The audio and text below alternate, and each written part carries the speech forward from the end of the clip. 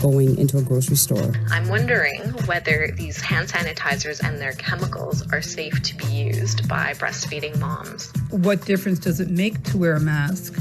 All good questions. Keep them coming. Raywat Deonandan from the University of Ottawa will join us to answer your questions about the virus, how it spreads, and what we need to consider as Ontario gradually reopens.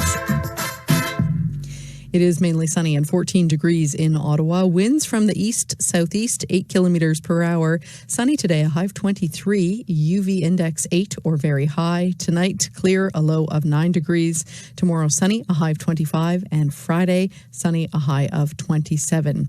If you do have a question for Raywat, we are taking them in a couple of different ways. You can send us an email, ottawamorning@cbc.ca, or you can look at the CBC Ottawa Facebook Live page, where we're also carrying this, and you can put your question in the comments section, so you can do that starting now. Doug joins us with a look at the roads. Hi, Doug. Hi there. Well, it's fairly busy coming in from Ottawa as well. It is week 10 of the shutdown in Ottawa, and since the beginning of this pandemic, we have learned a lot about COVID-19, how it spreads, and the risks it poses. But as the restrictions start to relax, people still have a lot of questions. Every Wednesday, we have been devoting the last half hour of the program to a Q&A on a topic related to COVID-19. And today, our focus is on health questions. And our guest is Raywat Deonandan. He is an epidemiologist and an associate professor at the University of Ottawa. And as I mentioned, if you have a question for him in the next half hour, get it in quickly. We are also broadcasting this on Facebook Live on the CBC Ottawa page, so you can type that in the comments. But for now, let's begin. Good morning, Raywat. Good morning. How are you? Well, first of all, I have to say congratulations, because I hear that you have had a special arrival at your home, the birth of your firstborn child just last week. So congratulations. Thank you. Yeah, epidemiologist has baby in pandemic. It writes itself. Exactly. Fantastic. What was it like, out of curiosity, being in the hospital right now with all the extra precautions? It's different. So she gives birth in the hospital. I wait in the car outside on the phone with her, and I hear about my child being born over the phone. And then when it comes time for me to go inside, I bring all my stuff. I get checked twice for COVID by 2 different stations. And then we're locked into a room together for 2 days, and I can't leave. If I leave, I can't come back. So security is high and COVID screening is high. It's a special experience, let's put it that way. No kidding. So you couldn't actually even be there for the birth of your child? That's right. Wow. That's kind of sad. I don't know how typical that is. Yeah. Well, it makes it memorable in a different way. Yeah, for sure. Okay, well, let's get on to the questions. You're a real star for doing this, especially after all you have going on in your house right now. The first one is on tape, so take a listen. Hi, my name is Josie. I have a chronic condition, so I'm immune compromised. And my eldest daughter and my husband both have asthma. So we have not been in a grocery store in 10 weeks, choosing to pick up our groceries after an online order instead. My question is, what do we know about the specifics of how transmission is happening in the community? How do I judge my risk about going into a grocery store or even going for a walk on a path? So, Raywat, do we have any more information about how community transmission is happening in Ottawa right now?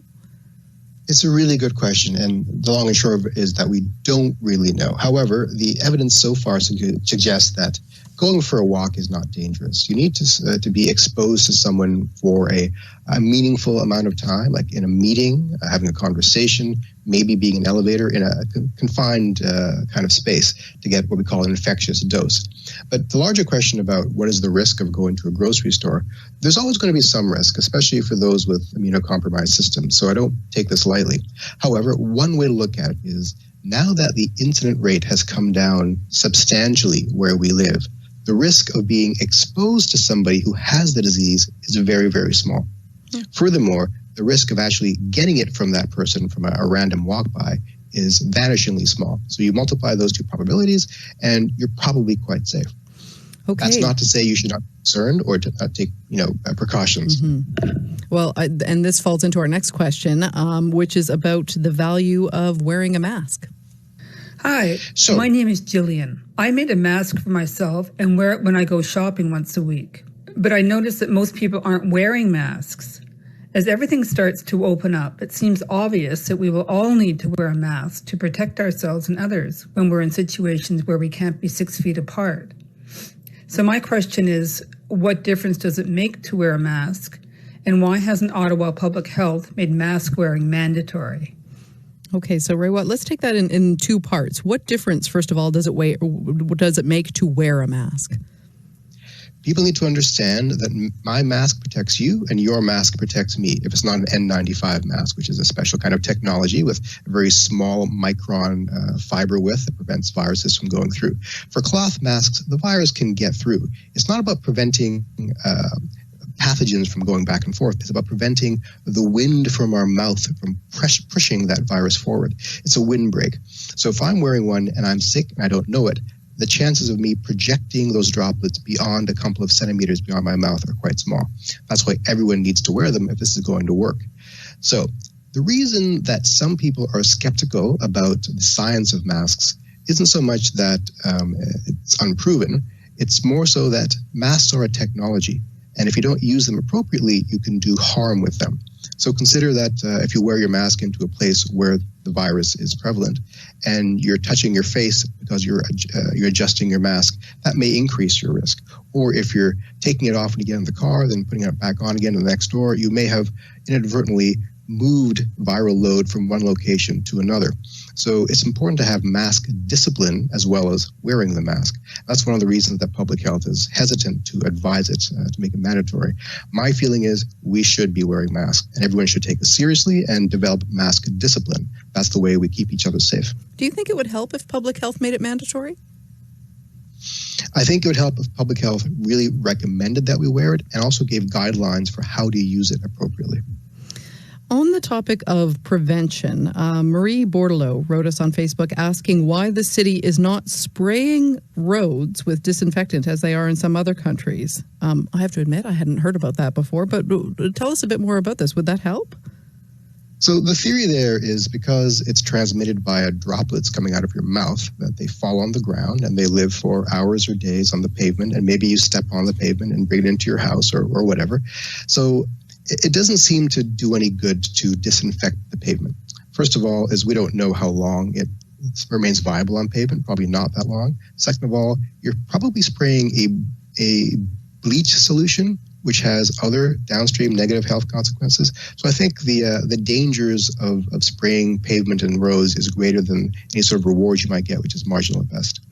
If you are just tuning in, we are speaking to epidemiologist Raywat Deonandan, who's taking your questions about COVID-19. If you have one, you are very welcome to submit it via the CBC Ottawa Facebook site, where we are broadcasting this live right now. And of course, we're on CBC Radio. You can always send us an email, ottawamorning@cbc.ca. Okay, Raywat, we're going to take these next couple questions kind of rapid fire because they're almost yes, no. Feel free to expand if you want to, but we can get through them pretty quickly.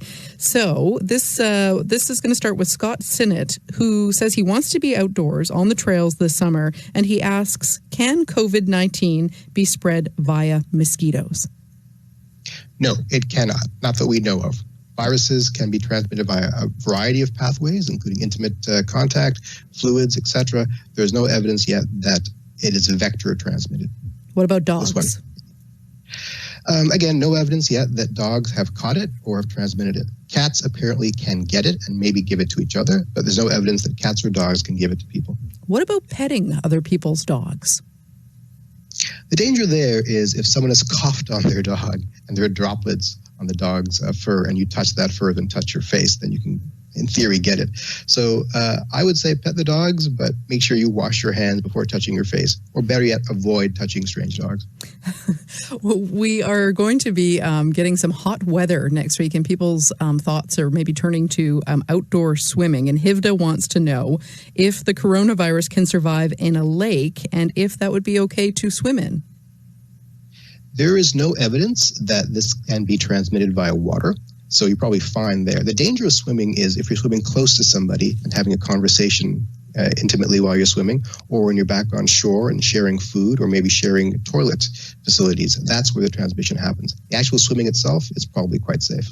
Janine wants to know how long the virus can survive in an elevator and how to best protect yourself if you live in a tall building. That is a great question. We don't know how long it lasts in an elevator. We're talking here about aerosol transmission. If it's floating around and particles in the air, possibly minutes, possibly even hours. The best way to protect yourself is to wear a mask when you're in the elevator, and also to avoid touching the buttons if you can. Use a device to touch the buttons, or always wash your hands before and after that kind of activity. What kind of device would you use to touch the buttons? I see Facebook ads all the time selling button-touching devices. I'm serious. It's a real thing. It's probably stupid. You're probably better off using your hands and washing them afterwards. One thing that maybe you will scold me for this, but I keep using my elbows to touch buttons of elevators. I guess you would just have to wash your elbows as well when you're doing the hand wash in the bathroom. I use my knuckles, so yeah, I feel you. Okay. Here's a pretty niche one, but it's good. Adele says, "Can the virus survive on yarn?" As she has taken up knitting to ease her anxiety right now. Right. So the experimental evidence so far suggests that it lasts longer on harder surfaces than on softer surfaces. Perhaps days on steel, minutes or hours on paper or fabrics. Yarn is probably one of the safer kinds of fabrics because it's porous, and it doesn't seem to like living on porous things. So it's probably fine. If you're really nervous, let it sit for a few hours or a day or two, and it's fine then. We also received some emails from people, Raywat, who wonder if they have already had COVID-19. Lynn Martin wrote to say that just after New Year, she came down with an unusually harsh cold, and she wonders if she can take an antibody test to find out whether she actually had the virus. I get this question so often. It's amazing. And I know the temptation is to want to know if you're immune, perhaps. First thing, we don't know if infection confers immunity. We do know now that pretty much everyone who's infected produces some kind of antibody. And we don't know what that level of antibody is needed to say that you're immune now, or for how long that immunity might last. So the utility of the antibody testing is not clear. Second, Health Canada has okayed one antibody test to be used in Canada. That's it. Even though there are scores of them available on the market, in Canada we have acknowledged one as being of high enough quality. I don't know yet how it's going to be deployed, probably first through research, but maybe in a few weeks you can ask your family doctor to investigate further. Now, if you want to be adventurous, you might want to get one of the unregulated ones online. I don't recommend it, because the sensitivity and specificity are not very high, and you may be just creating chaos in the system by flooding epidemiologists with the data that is poor. So to answer this question directly, wait.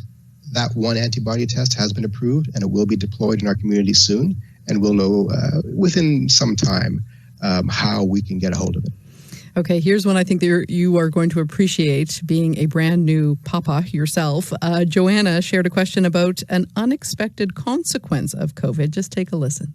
Hi, I'm Joanna, and I'm a mom of a 2.5-month-old baby that I'm breastfeeding. As a full-time accountant and essential worker, I am limiting my contact with clients, but I'm finding I'm opening a lot of packages and mail and handling a lot of paperwork. As a result, I'm using a lot of different hand sanitizers, and I've noticed they all contain different types of chemicals in them, such as alcohol or triclosan or benzalkonium chloride. I'm wondering whether these hand sanitizers and their chemicals are safe to be used by breastfeeding moms. What do you say, Raywat?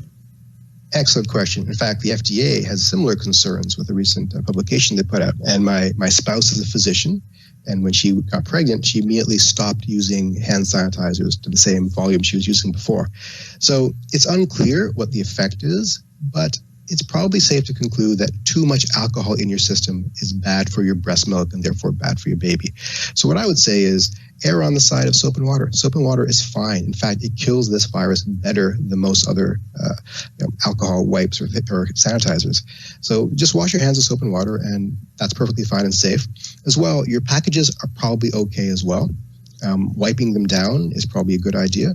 So I wouldn't be too concerned about the packages coming in, especially if they've been sitting untouched for a day or two. But to be completely safe, soap and water. You can never go wrong with soap and water. Okay, this is a question that just came into us from Jennifer Bardwell, who wonders, is it likely that ongoing physical distancing will reduce the severity of the normal cold and flu season in the fall? Yeah, it's entirely possible. So one of the side effects of us living at home for the last couple of months is that rates of the actual flu and common cold have come down. So if that is sustained, then we're likely going to see a lesser community burden of a variety of infectious diseases. I fully expect that. This one comes in from our education columnist, Joel Westheimer. Nice to know you're listening, Joel. He says, I don't know if you'll feel comfortable answering all of this, but curious on your answer, Raywat. He says, if parents are struggling with homeschooling and childcare, could one solution be to choose one other family to share childcare duties with, both families agreeing to see only this one other family? In other words, expanding the family bubble to include two families. Not perfect, of course, but could it be a compromise on risk versus desperation? Absolutely, 100%. I love that idea. And that's eventually how we're going to unfold as these bubbles, amass and increase. That's a safe way to alleviate a variety of stresses in your life. I love it. How soon do you think that will happen? I mean, I talked to Vera Etches and she said, we're considering it, we're working on it, but we saw Doug Ford this week being asked whether we could expand those groups from 5 to 10, and he said not yet. When do you think that would be safe to happen? I think at the end of next month. And I base that on how I see the curves bending. We get the caseload down to a manageable number. How's that for an answer? A direct answer for a change. Listen, that's all the time we have, but that was excellent. We covered a ton of questions, and I know that more are still coming in. So we'll post this up on our CBC Ottawa website in case people came in halfway through. But again, you are a total star to do this after having a newborn. Did you have a girl or a boy? A boy. What did you name him? His name is Harrison Deonandan. Harry for short, because that was my grandfather's name, and it's also my spouse's last name, so it all works out well. Oh, well, welcome to the world, Harry. And Raywat, thank you so much for all your time. You sounded totally awake, which is amazing, seeing as you have a new baby. We'll talk to you soon. Thanks so much. That was Raywat Deonandan. He's an epidemiologist and an associate professor at the University of Ottawa, taking your questions about COVID-19.